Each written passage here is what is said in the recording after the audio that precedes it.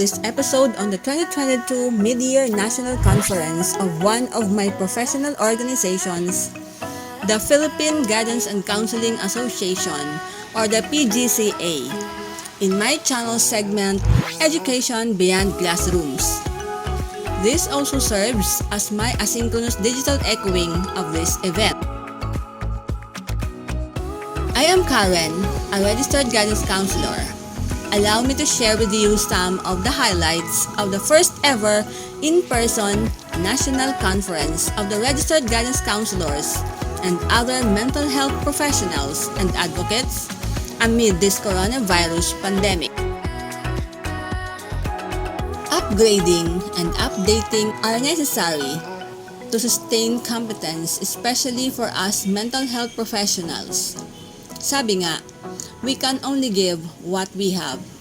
That is why, after more than 2 years of being in coronavirus pandemic, the registered guidance counselors and other mental health professionals and advocates gathered together in Boracay Island to re-energize ourselves.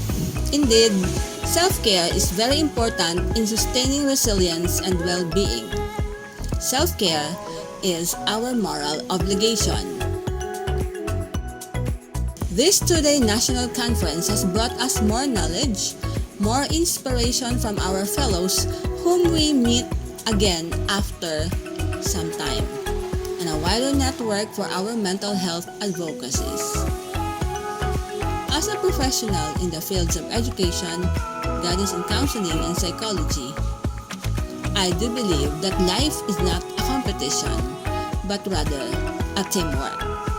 As social beings, we need one another to nourish and enhance each other to become better persons each day.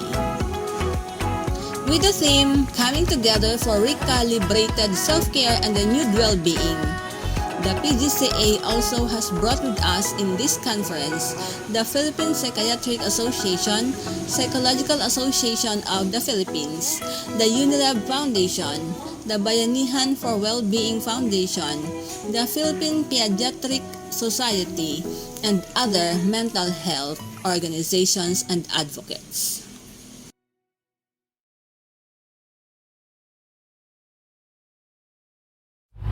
Conference with the theme Coming Together for Recalibrated Self-Care and Renewed Well-Being that highlight the importance of self-care and well-being, including digital and family well-being from different schools, industries, other sectors, and communities by means of increasing prioritization towards self-care and well-being initiatives through multi-sectoral, multidisciplinary, integrative, and all-systems level approaches.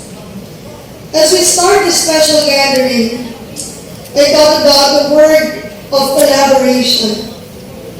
I always believe that most great missions, especially in this now normal, and as we bridge into the next new normal, we're done through happy collaboration and partnerships, anchored with trust, support, creativity, resilience, innovation, and genuine service.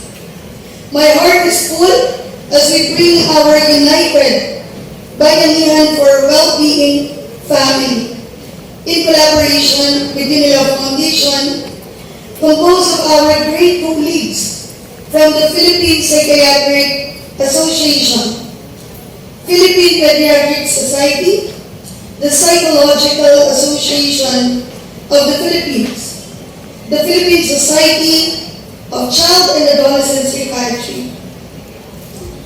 I always believe that unity is my vision, and unity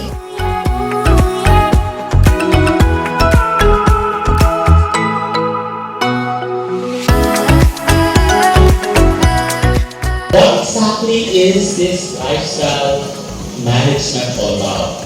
It falls under this 6, and I will repeat what it is. Nutrition. physical activity. Restorative sleep. Hindi lang sleep, ha? Restorative sleep. And I'll talk about that. Healthy behaviors, stress management, social connectedness. So let's begin. Next slide. Nutrition. Next. Okay, when we talk about mental health, essentially we have to understand that the organ of mental health is brain. So therefore, you have to take good care of your brain. So what are the foods that would help you or nourish your brain? Almonds, walnuts, hazelnuts, Brazil nuts. Paka-important yan ito. We have no local one, no? Medyo important. I wish somebody would have a local version of this. Avocado, avocado. Yun lang yan. Pomegranate, do we have here in the country? Pomegranate, meron naman. Broccoli, meron tayo. Blueberries, sage, sesame seeds, do we have? Good, meron tayo. So susunod sa convention, we should demand may ganito, right? Sa buffet. For our brain. Next slide. Another would be berries, asparagus, avocados again, carrots, hemp seeds. Hemp seeds, di ba hemp? Marijuana, for some reasons there.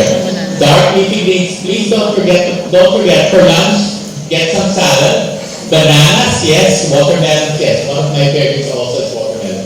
This will all contribute to your mental health. Next slide. And of course, when we talk about also our food, pasensya na, baka may masaktan dito. We also have to talk about our health, our weight. No?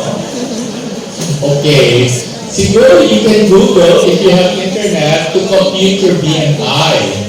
You know, the BMI is computed as your weight in kilograms divided by your height in meters. Why is this important? It's important because once you're able to compute for your BMI, you will know in which BMI category you will fall under. And as you know, the normal range here is 18.5 to 24.9. But that is international standard. Next slide. When it comes, okay, so this is still also here. Iba naman ang term dito, tingnan mo, obese. Morbidly obese. The next term naman, super obese. Parang ang sakit naman pakinggan nun. Diagnosis ng doctor, super obese. Mas lalo na yung next one, super obese. Yung mas mataas pa, hyper obese. Oh my God, baka hindi na talaga masakyan sa aeroplano kung hyper obese na siya. Okay, but kidding aside, this has a lot of repercussions on your health because one very high risk factor for your health is your abdominal obesity. You actually may only be, overweight, but if your abdominal fat, defined as fat as here, it puts you at risk for developing fatty liver. And what's so special about fatty liver? Because if that fatty liver becomes chronic, you're going to have or possibly develop cirrhosis. So, it's all a chain reaction. So it's very important that we also be very aware of our weight. Next slide. Okay, so here, ito yung reality. When you are already in the overweight, your risk for other medical diseases go high as well. As your BMI gets higher, your risk gets higher. And chances your risk for early death get higher as well. That is the sad reality. And I think the earlier we embrace it, the earlier we can do interventions and help ourselves. After all, there's so much to live for. Next slide. So let's talk about physical activity. Okay, physical activity. Remember, laptop tayo. It's gonna have to go to the gym, right? Naku, ang sarap mag-K-drama. Yeah. K-drama. Ang pinaka-popular na time, crash landing over you. Oh my God, all my friends were talking about this. Yeah. Talagang hindi lang watching K-drama. K-drama, tuloy-tuloy yung series, 5 o'clock na matutulog. Oh my God, violation again of lifestyle medicine yun. Okay, physical activity, next slide. Did you know sitting is the new smoking? Okay, when it goes all of you to stand up, please. Dapat hindi 1 hour tuloy-tuloy and sitting. Stretch a bit. Look at the person beside you, smile. I like some of you started reacting. Yes. Allow your circulation to grow up. Thank you very much. Yeah. We need a break. Remember, sitting is the new smoking. So you can sit down now. Thank you. You're such a wonderful audience. You're all so obedient. I love this audience. Okay. Oh my God, you know what? So how many times do we spend sitting just commuting? Being in the computer, driving, studying. You know, a lot of our time is there. Next slide. And of course I cannot read it so well. Here in this diagram, it shows you how sitting, remember this is sitting on long periods. And diba, when we are working, sometimes you get into the zone. You may even forget to eat lunch. So you're basically just sitting in that position for several hours. So that would include impact on your pelvic floor, muscle degeneration, increased risk for type 2 diabetes. Your breathing, your chest and shoulder gets to be affected, neck pain. I noticed that because in the Zoom meetings, I would tend to lean forward. So I'm also very mindful of my own posture. EMJ, that is in terms of the jaw. Temporal maximum TMJ. What's TMJ again? Temporal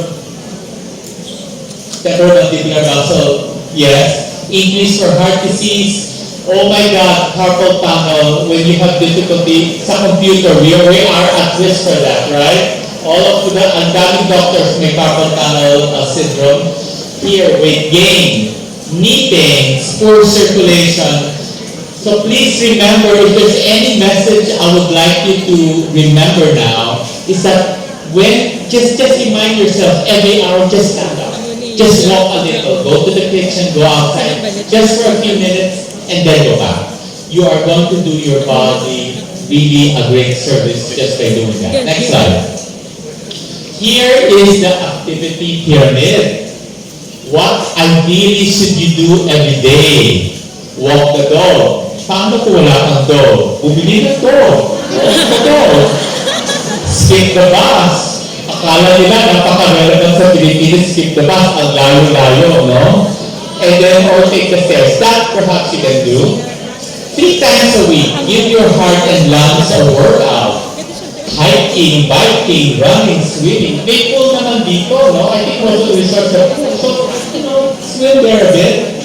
3 times a day, ito, stretch and muscle strengthening. That includes stretching, yoga, push-ups, and cut down on watching TV, cut down on computer work or in your smoke. You are sitting down. I do know there is already a modified table available that you can work while standing up. I think there's some efforts to be mindful of that. I feel like sitting down, but I just want to inform you that a lot of businesses are aware of this and they're developing products that perhaps you can work while standing up. Next slide. On here, restorative sleep. That is very important, huh? Next slide. Restorative sleep. You do understand that sleep is incredibly important in our health. It aids in our brain functioning by repairing and regenerating, detoxifying, and assisting crucial memory and building consolidation of our new brain circuit. You are familiar with the circadian rhythm. And for us as a species, we have a certain rhythm. The only problem is that we develop electricity. So instead of sleeping when there's no light, we would still be awake up to whatever time and candlelight daytime. But that interferes with our sleep. So if there's any message also that's important, sleep is important. And if you're trying to lose weight and you notice, bakit hindi tumatalab yung diet ko? Bakit taga-IM ako, I'm not losing weight? It's probably because you have to look into your sleep. If you are sleep deprived, your body goes to alert mode. And because it goes to alert mode, it will conserve all the calories. So you'll have to get good sleep if you want the journey. It's very important journey for weight loss. Next slide. So these are the rules of healthy sleep. I think I have to go nearer. I cannot see it very well. Okay, you sleep in a dark place, in the dark. Okay, you do not eat much before going to sleep. Ang kung yung mga midnight snacks na yan, as much as possible, medyo i-reduce na. Okay, do not smoke, and do not use alcohol before, or at least the time before you sleep. It's time to take a walk before going to bed in the fresh air. And you may have to time taking coffee or soda. I think as you get older, it may affect your sleep. So if you still want to have your coffee or soda, I would advise you, take it only till lunch. Because there are some people who take it after lunch and their sleep is interrupted. So it's something you have to be aware of. Sleep in a firm level and comfortable bed. Depends with you if you want to sleep with somebody or not. Sa inyo na yun, no? Favorable temperature, go to bed, and as much as possible, go to bed and wake up at the same time. Remember circadian rhythm, that is very important. Of course, when you're in a convention like this, you could do some modifications, but as much as possible, your general pattern should be consistent. And, I think a lot of you may be violating this. Do not put working or electrical appliances near your head. How if you sleep with the cell phone beside you? Oh my God, as much as possible, you want to minimize that. Doctors, number one violation. But remember for doctors, especially their training, they can be awakened. So sometimes they really put the cell phone near them.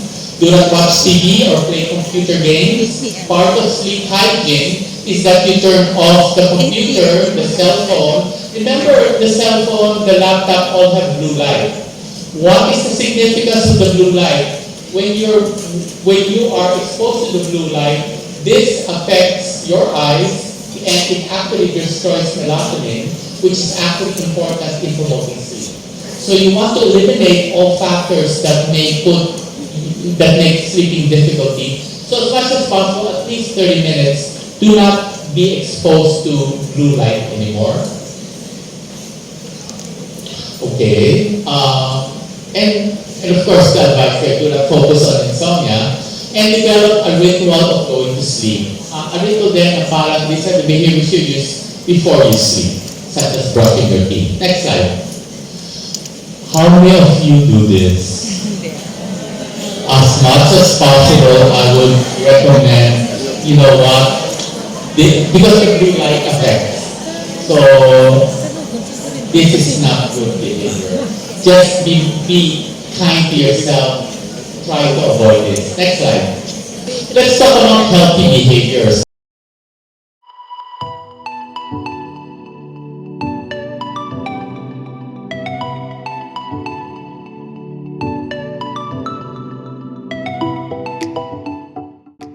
Remember that emotions can be trapped in the body. This is a research by Norman Ma and company, so you can Google that as well. So emotions, especially unpleasant and wanted. We experience a range of emotions in this lifetime. But there are emotions that need to be released. They don't have to stay with us. But first of all, they have to be acknowledged and honored. Because usually when we feel intense emotions, what do? We ignore it. Right? We don't want to deal with it. And then because it's energy in motion, it is moving in our body. Okay? And again, in the form of dis-ease. And if it is chronic, you know what's next. Okay? So, unwanted emotions that show up in the body does not have to stay in the body because we can free ourselves from the long-term effects of negative and pleasant emotions. Emotions, all emotions for that matter serve a purpose. When we're angry, for example, it is telling us to establish boundaries in our relationships so that we don't get abused. What else? Emotion of fear. Fear is the lowest vibrations of all in all of the emotions. And it is when we are afraid, it's so easy to control us because we are afraid. And our immune system also suffers when we are in the low vibrations. Okay? I tend to use vibrations, emotions, energy. And if you're familiar with the work of Nikola Tesla, one of the most brilliant scientists that humanity has ever produced. Nikola Tesla said, if you want to understand the universe, think of energy, frequency, and vibration. Everything is energy. This body is a dense form of energy. But our orientation when it comes to health and practically in the way we live our lives is so much based on Newtonian physics, classical physics. We just observe what can be seen. But we know that over 90% of our reality is beyond what is visible. We just get experience what is reflected by light. And yet, there is so much more. Like I said, the waves, radiation, infrared, we can see them. And yet, they're so much a part of our life. Right? So, how can we free our emotions? For example, anger fires up the heart and the liver. I remember I had a teacher way back. She died of cirrhosis of the liver because looking back, before I got to know this, she was so cranky and each time she would appear in the classroom, all of us were frozen because her energy was just so negative. She was always hungry. And I'm just not sure. She developed cirrhosis of the liver and she died in her late 50s. What else? Anger. The anger liver points are here. It's in the bra line. I'm introducing topic. This EFT actually, who over here have heard EFT or energy psychology already? This was among our topics in one of our webinars. This is introduced by Dr. Venus, right? And this is also, EFT is also one of the techniques, relaxation techniques, stress reduction techniques introduced in the Tatagan program of the Psychological Association of the Philippines, if you're aware of it. And by the way, I forgot to mention, I'm no longer the coordinator of the MHPSS-SIG of the TAP. I ended my term just last September. Okay, but anyway. So, it's in the prayer line for women. So you can right now massage. Okay, let me introduce to you how to move your energy every day so that you feel grounded. Can we all stand? This is energy medicine, which I've learned from Donna Eden. It's a 5-minute energy medicine exercise to allow it's just like blood flow, but this time it's energy flow. The energy flow can be measured. Okay? Sorry, kulang ako sa height. Use your 2 hands. I'll just be using 1 hand.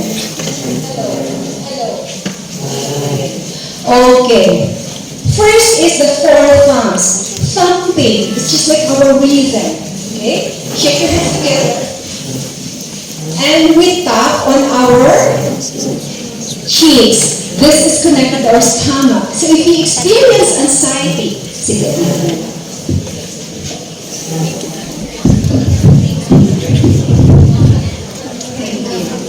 So experience anxiety, butterflies in the stomach, right? Or indigestion.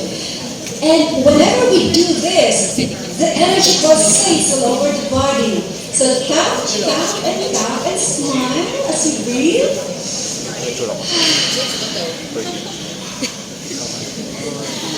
And just notice how you are feeling after this.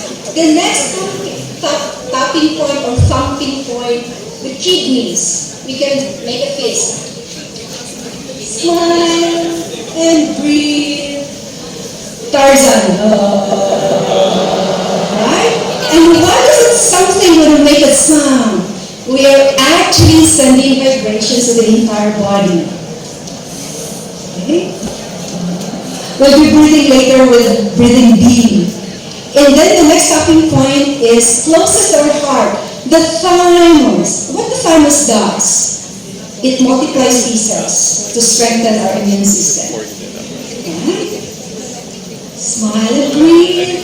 And we have the splitting point for stress. Here, about 4 inches from the armpit, on the brow line for women. Okay.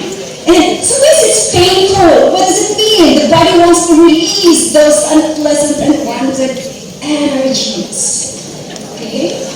So that's 4 times. The spleen is just like a great mother feeding all the organs and meridians.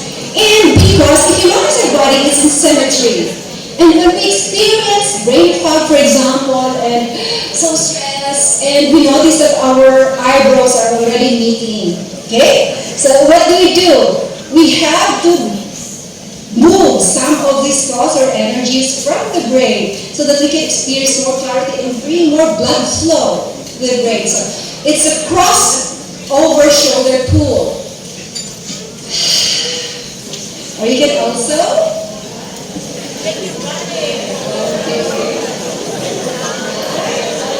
self-care. Or do an exaggerated walk. The cross crawl.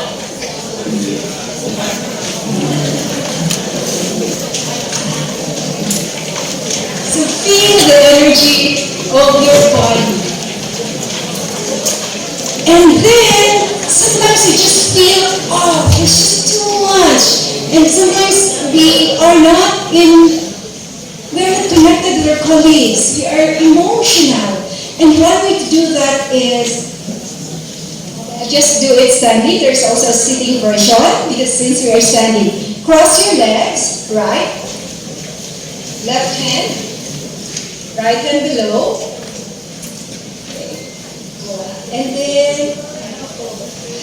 And then inhale, smile. Ganyan. Let's face each other. One more time. And the opposite. Opposite there. Inhale.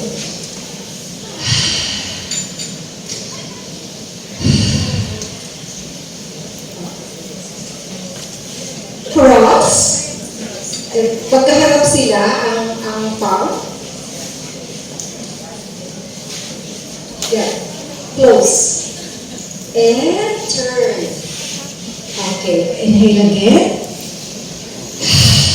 One more time. And put your thumbs on your pituitary gland, the third eye. And cathedral position. Inhale.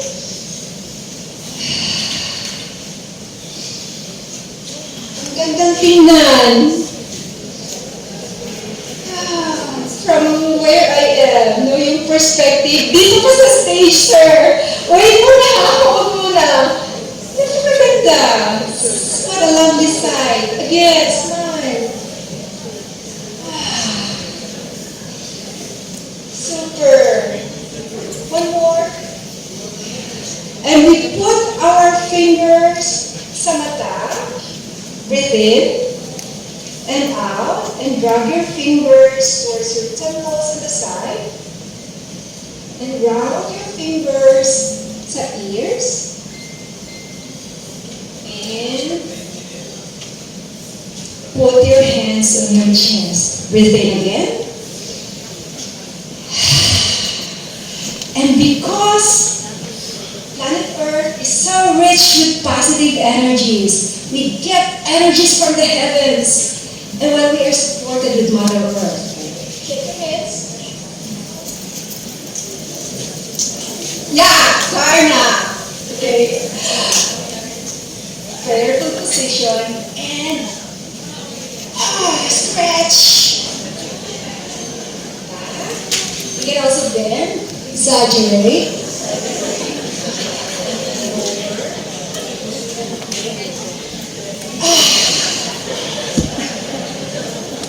Release anything that you no longer need. We don't have to hold them in. One more time on each side. Receive all the blessings. Claim it. And then repeat. Bend our body forward fold. You can bend your knees. And just bend. While I demonstrate bend, we do figure eights. It's just like gathering the energies from Mother Earth. Okay? And there. Prayer fold position. This is connected with this hand. It's a crossover. The other is connected here. It is when we pray that both our left and right brains are working together. Our mind and hearts are working together. Okay? And then, this connecting heaven and earth, we do a zip up. This part of the body is like forming a microcosmic orbit, protecting you from any unwanted, unpleasant, or anything negative. Be aware that we have that space suit, invisible space suits. It's the energy that protects us. So, from the top of the pubic bone, we lock it here. Here. And from the tailbone, you don't have to reach. Here. And we can also do like this. Pag mahirap na ganyan, hindi pwede. These are the endpoints of our microcosmic orbit. And this area is the area for all the suggestibility, for hypnotism. So how would you hypnotize yourself? I feel abundant. Everybody. I feel abundant. Lock it here. I'm beautiful and sexy. I'm beautiful and sexy. With conviction. I'm beautiful and sexy. I am wealthy. I am wealthy. I am healthy and wealthy. I am healthy and wealthy. Divine intelligence gives me all the ideas that I need. Divine intelligence gives me all the ideas that I need. I am blessed beyond my fondest dreams. I am blessed beyond my fondest dreams. I love myself unconditionally. I love myself unconditionally. I feel so good. I feel so good. Love is my blueprint. Love is my blueprint. I love and accept myself. I love and accept myself. Here. And again, diba? And hook up. Very bottom. And pituitary gland. And then push and pull. Inhale. Ta-da! Let's clap your hands together. Take your seats. Did you know that our belly button is connected to this part of the body? This induces serotonin. What is serotonin? It's a feel-good hormone. It helps us feel satisfied. 70% or 90% of serotonin is produced by the gut. Only 10% comes from the brain. So if we clap our hands together, the body is so intuitive. Happiness hormones. You don't have to have any reason at all. We can create and radiate it. Okay?